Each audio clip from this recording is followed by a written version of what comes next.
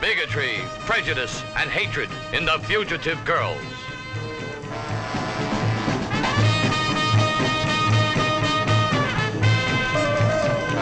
Fugitive girls caught in a web of desire, betrayed by her lover, pimp killer, dope smuggler, bank embezzler, lesbian, leader of the pack. You suppose that, there's a virgin in the bunch? Even flower children cannot escape the terror of the fugitive girls. Beautiful. I tell you what, you lay one finger on one of my girls, and I swear to God, I'll wrap this chain around your neck and shove it down your throat. Good Christ, a lesbian.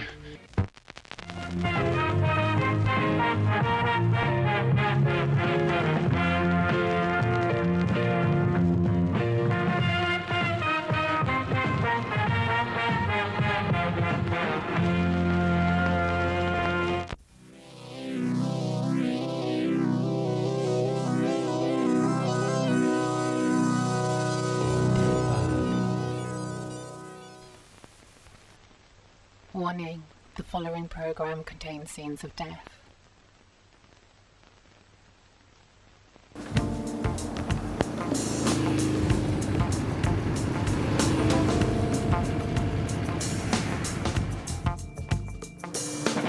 Friday, April 22nd, 12 noon. This is the news. Today, the city officially mourns the death of still another police officer. The third man killed in the line of duty in the last 11 months. Channel 51 is on the scene. For the third time in 6 months, officers have gathered together to pay tribute to a fellow officer cut down in the line of duty. Officers from all over the state, all over the country, are here. I'm sure many of them wondering, am I next? An officer killed by gunfire in the line of duty. Every year in the United States, this scene is repeated over and over again. Commissioner, this is a sad day for the city. Could you comment? We share the grief of this family. We have lost a brave officer. Commissioner, you're on record as favoring stiffer penalties for lawbreakers. Do you think that can help prevent tragedy such as this? I believe that will help. But one thing we've got to remember. Our mission is to strike the heart of crime. Because of that, tragedies such as this are unavoidable. Unavoidable my ass. What do you mean? You want to know why he got killed? Because, damn it, he didn't follow the book. Hey, come on. You're always the one that's talking about throwing away the book. Some parts of it, but not the parts that keep you from getting killed.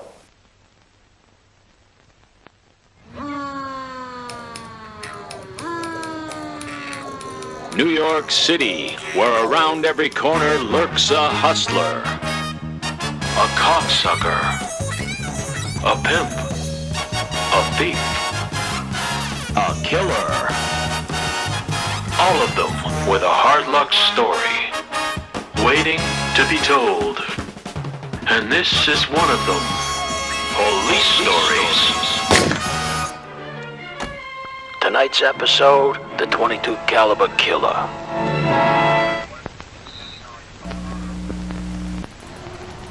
Police Stories was filmed in front of a live studio audience. Welcome to the shithole that is Buffalo, New York, where their streets are as filthy as their citizens suffer from an identity crisis, 'cause they know secretly that they're not really New Yorkers. Where all you gotta do is throw a rock, and you'll hit a cocksucker. Hey, there's one there. But do me a favor, if you're gonna throw it hard. And in early 1980s Buffalo, if you're a black man, your life expectancy just went down. And community leaders were gathering to ask the boss man, what's he gonna do to protect their black asses? Because it seemed like someone had a hard-on for him. And it wasn't the good kind of hard-on that sticky stuff comes at her, that you stick in a girl. It was on a Monday night, at about 11:30, in a restaurant parking lot, that someone spotted a stiff, cooling his heels with his brains blown out behind the wheel of a stolen car. It was a 14-year-old punk with a list of priors longer than his donkey dick. And what he was doing there, we'll never know. But one thing for sure, he was retired early from his car thieving. He'd been shot point blank in the forehead with a .22 caliber. And I guess if he were ever gonna be a benefit to society, we'll never know. But one thing's for sure, whoever done it wasn't finished, 'cause he killed another 2 in the next 24 hours. One in broad daylight while they were parked up eating a burger. The other while he was walking to a store with a friend. And before they were called, he killed another. The murders were brutal, and they were quick. And there were those who were wondering if the Klan had come to Buffalo for more than just the wings. And if people were wondering when the killer was gonna strike next, they didn't have to wonder for long. Because in the same night, 2 taxi cab drivers were wasted. But the only thing that didn't fit were the M.O., because these 2 had been carved up. And whoever did it decided to remove the hearts afterwards and keep them as a souvenir, locking up one of the poor fuckers in his own trunk. I guess you could say it was a heartless crime. And the suspect, he looked like every other honky in town. I think it's a conspiracy. I think it's gotta be the Klan or something. That's what I think personally. I think the police are not doing their job, per se. Like, they don't have to worry about it. If this individual comes in this area, or, or anywhere in the vicinity, they don't have to worry about it, because he will be taken care of. Now the Buffalo wing-eating cops were looking for a serial killer that the press had named the .22 caliber killer. A white man who liked to hunt blacks. And although some thought the taxi killer was a copycat, cops put up a $100,000 reward hoping to bring out any rats. Colin Cole was an inmate with a long list of violent convictions. Recuperating in hospital from a drug overdose, a man entered his room just after dinner and attempted to strangle him with a wire. A nurse interrupted him, and he fled the scene, leaving many wondering who were trying to kill the area's most upstanding citizens. And now the killings had even come to the attention of the peanut-loving president. And it was now the FBI's top priority, checking out every hate-monger in town. But still, cops made no arrests, and they had no suspects. It was 400 miles southeast in the real New York that a knife-wielding madman was terrorizing Midtown, with several unprovoked knife attacks by a white man on blacks riding the subway, with one of those attacks fatal. But he didn't stop there, and in less than 24 hours, 4 black men were dead. And it seemed like almost a cruel irony that police reported that crime was down on the streets. And I guess cocksucker's paradise was allowed to be paradise again.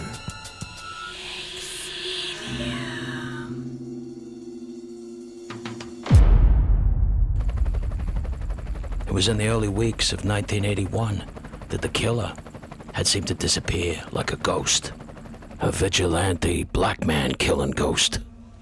And the community seemed to ease up, and the crime seemed to rise up and start up where it left behind. And just when cops were admitting that they didn't have a clue, Buffalo Homicide received a phone call. And the phone call was from an army base in Fort Benning, Georgia, telling about how one of their privates had attempted to cut up one of their enlistees. And when they put him in lockup, he tried to cut off his own ballsack with a razor blade and started ranting to nurses that he'd been executing blacks in Buffalo and figured he got at least 8 of them. So I guess the Army figured it was their duty to let the Buffalo cops know. The private who had been mutilating his privates was one 25-year-old Joseph Christopher. And by all accounts, he was nuttier than Jimmy Carter's shit. Christopher was expedited from Georgia and immediately returned to Buffalo, New York. Throughout the trial, he wore a bulletproof vest, I guess to stop anyone from getting their own back. And he wore a ski mask to prevent potential witnesses from IDing him after seeing him on TV.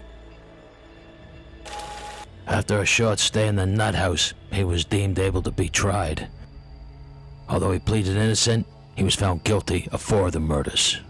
Joseph Christopher knew intimate details of all the murders that only the killer could have known. They were able to link 12 murders to him in the end. Dying in prison in '93 from a rare form of cancer. Many feel that Christopher was insane and that he should have been treated that way. But I guess at the end of the day, it's just one of many police stories. Part 2 of tonight's presentation, The Alphabet Murders. Any parent will tell you when you read a story about a child that has gone missing, you grab your own child and you hold them close. A parent's worst nightmare. Because every adult knows that there are monsters that lurk in the shadows. Such is the case of the Alphabet Murders. Welcome to Rochester, New York. And I'd like to say it's a nice place to live, but I'd be lying. And in the 1970s, it was even worse. Known as a hub town, meaning if you were there, you were on your way to somewhere better. Well, that is unless you're garbage, because back when they still burnt it, the whole state sent it to Rochester. So there was a constant smell in the air of burning baby diapers and tampons. 10-year-old Carmen lived with her grandparents. And it was after dinner, and her grandmother wanted her to run an errand down to the local drugstore, just a couple of minutes away. But when the prescription wasn't there, Carmen left the drugstore anxious and was seen hanging around the parking lot. It was approximately 50 minutes later that over 40 motorists would report seeing a child in distress, believed to be Carmen, running down the side of the highway, frantically waving her arms, naked below the waist. No one stopped to help her, and no one called the police. She was last seen being dragged back into a car by a man. Found 2 days later by 2 boys out riding their bikes. The car was a Ford Pinto. The child had been raped and beaten, then the life squeezed out of her. Forensics said the girl had been violated everywhere that she could be violated. It brought them to tears. Body had been identified by her grandmother, who noted she had deep scratches all over her body, like the killer had been enjoying torturing her just for the sake of it. As her murder was so close to Christmas and the town were grieving, local businesses would eventually put together a reward of $6,500 for any information leading to Carmen's killer. But no one came forward, and the reward remained uncollected.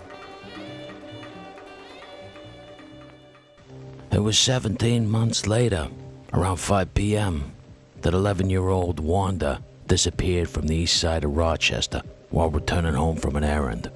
According to the owner of the delicatessen, Wanda had bought groceries and left the shop at about 5:30 p.m. Several witnesses say they saw the girl walking down the street struggling to carry a large shopping bag.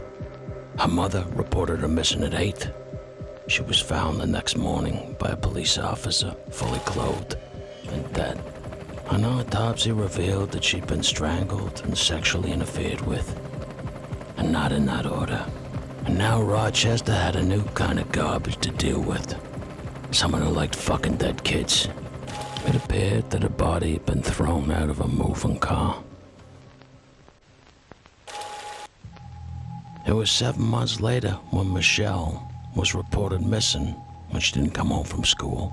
After further investigation, she was last seen around 3:20 by friends walking to the mall. She was sent by her mother to retrieve a purse that she'd left there earlier. After that, there were several reports from witnesses who'd seen Michelle. One saying they'd seen her at around 4 o'clock in a beige vehicle moving at a high speed, and she was crying. Another reported seeing her around 5:30, also in a large beige vehicle, at the shoulder of a highway where a man was fixing a flat. She'd attempted to run away, but he pulled her back in and threw her in the back of the car, giving the witness a menacing look. It's interesting to note that none of the witnesses offered the girl assistance or called the police at the time of the event. She was found in the morning, 3 days later, face down in a muddy ditch. fully clothed. She had suffered severe blunt force trauma to her face, meaning she put up a fight, but ultimately, it was strangulation that had killed her. She had been brutally raped, alive, and then dead. Over the years, there have been numerous suspects and theories on who committed the murders. It was called the Alphabet Murders because all three girls had the same first and last initials in their names. But this was purely coincidence because rarely are these murders ever planned. And when they are, they're certainly not based on something as superficial as the name. At this point in time, police have no suspects, but tell the public that it's still an ongoing investigation. But I guess it's pretty safe to say that the crime will never be solved.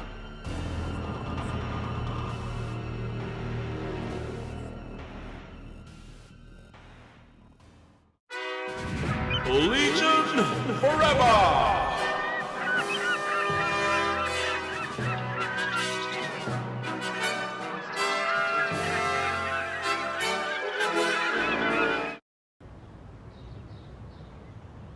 That book says no more.